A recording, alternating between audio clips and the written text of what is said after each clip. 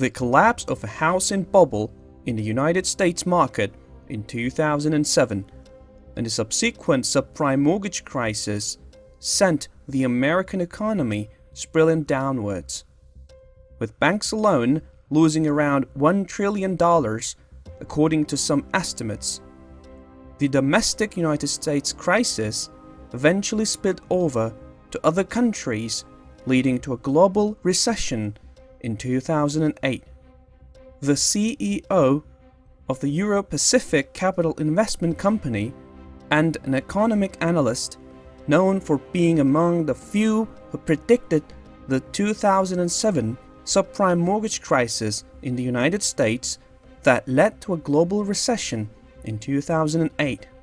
Peter Schiff has warned on his Twitter that the latest data on the American economy's performance indicates that a new recession may be just around the corner. Today's revisions to Q3 GDP confirm the United States economy is a bubble.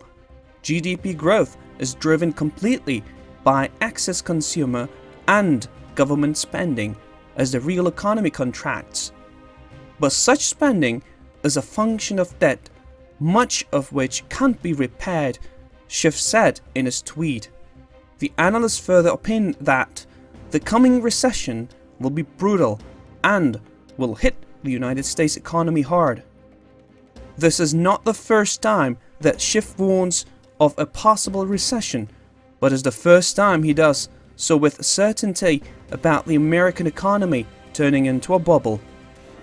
Previously, in November, the analyst advised investing in so-called safe haven assets, ones which remain either untouched or grow in times of economic turmoil.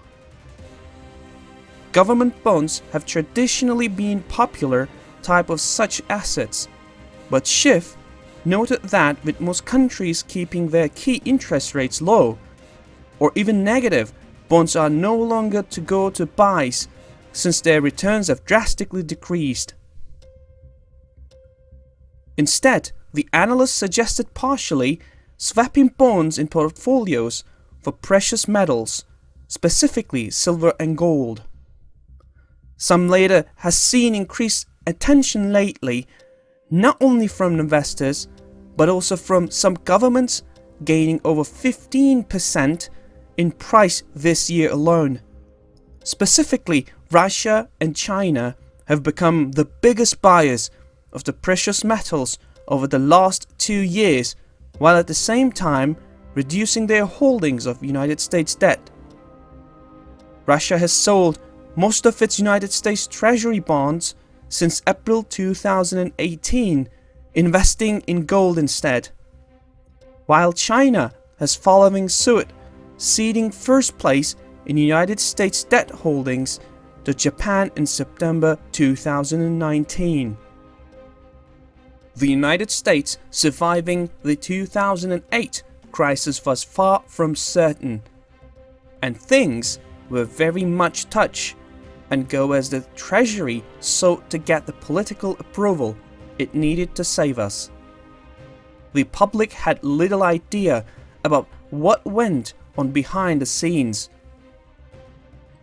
as they don't about China's inner workings, but the United States crisis did have to be worked out politically, and we came very close to a financial collapse greater than the world has ever seen had things not come together as they did.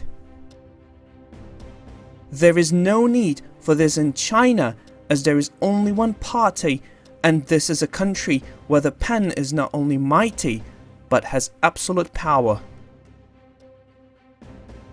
China also has a lot of capacity to manage things, and really only has had to worry about its currency when doing this, at least as far as they're chipping away at a part of the iceberg that we can see, which is ominous enough.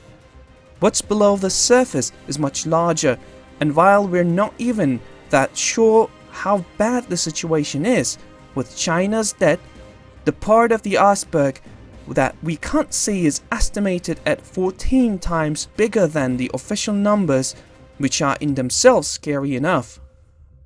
When we realize that what brings economies down in exploding defaults, and we remember what happened in 2008, we can at least start to appreciate what sort of risk that we are talking about. Just take 2008 and multiply it by several times.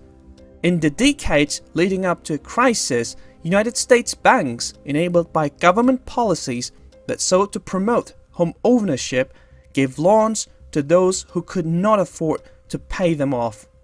And these loans were then packaged into risky financial products that were sold worldwide. Between 1994 and 2006, the number of subprime mortgage loans granted to people with low credit scores increased from $35 billion per year to $600 billion per year. The economic crisis that eventually followed had a devastating impact. From 2008 to 2011, almost 30 million people around the world lost their jobs, according to the United Nations Department of Economic and Social Affairs.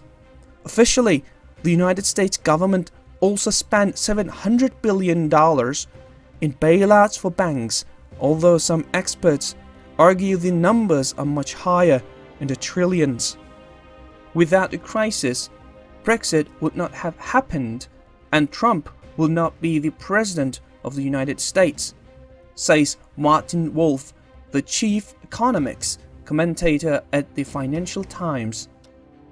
This is a major turning point. You never know what it will be, but the economic collapse of the 30s transformed the world. Of course, it brought us the Second World War. Hitler would certainly not have become Chancellor of Germany without the Great Depression. So it changes everything. So who are the biggest culprits of the 2008 crash? What did they do? And how were they able to walk away? Through the eyes of experts and former employees on Wall Street, the men who stole the world examines have a group of powerful executives helped trigger one of the largest global financial crises ever. Have they got away with it? And why another crisis may be underway? Stocks dropped sharply last week after a key recession signal flashed for the first time since before the global financial crisis in 2007. Economists and investors have also become increasingly jittery about escalating trade tensions between the United States and China, which the Business Economist recently cited as a risk. After more than a year since the United States first imposed new tariffs on its trading partners in 2018, higher tariffs are disrupting business conditions, especially in the goods producing sector. NAPE President Constance Hunter said in a separate survey of the economy last month. The majority of respondents from that sector, 76%, indicates that tariffs have had negative impacts on business conditions at their firms. That contrasts with recent comments from the White House, which has maintained a far rosier view of the economy than both private and government experts. The Trump administration has repeatedly promised the economy would grow at or about 3% throughout its term. "I'm prepared for everything," President Donald Trump told reporters on Sunday when asked whether the administration was ready for a downturn. "I don't think we're having a recession. We're doing tremendously well." He said the rest of the world economy was not doing well like we're doing, a strain that economists have widely warned could drag down United States growth. But the president downplayed that risk, pointing to corporate tax cuts that took effect last year and second quarter earning results. In financial markets, perception can hardly be separated from fact. A commercial bank borrows short-term funds by accepting deposits from retail customers and lends those funds out at higher interest rates in long-term mortgages, business loans, or other instruments. Why do banks borrow short-term and lending long-term? Well, it's what banks have done since the Renaissance, filling an essential role, the emergence of capitalism. But there is a problem. Even if the long-term loans are sound, in that the debtors will pay the agreed principal and interest in time, the bank has no immediate access to funds it has borrowed from depositors. If a stampede of retail customers suddenly lose faith in the bank, for some reason, it lacks the cash to return all their deposits. Absent central bank support, it fails. The Bank of England learned in the 19th century to lend to troubled banks against sound collateral. The same authority the Fed had in 2008. A contemporary financial institution also takes out short-term loans, often borrowing from money market funds, commercial banks, or other institutional sources, rather than just taking retail deposits. It then ties up the borrowed money by investing it in cause mayhem. The Reserve Primary Fund, a money market fund, owned $785 million of lemon commercial paper, a form of short-term loan. Loss of that paper forced the firm to inform customers they would only get back 97 cents for every dollar they had stashed in the fund. Over the next several days, a panicked public withdrew $350 billion from money market funds, much more than the value of the bad lemon paper. Blue chip companies such as General Electric and Coca-Cola had relied on such funds to maintain inventories and make payroll. So some had to cut production and lay off workers.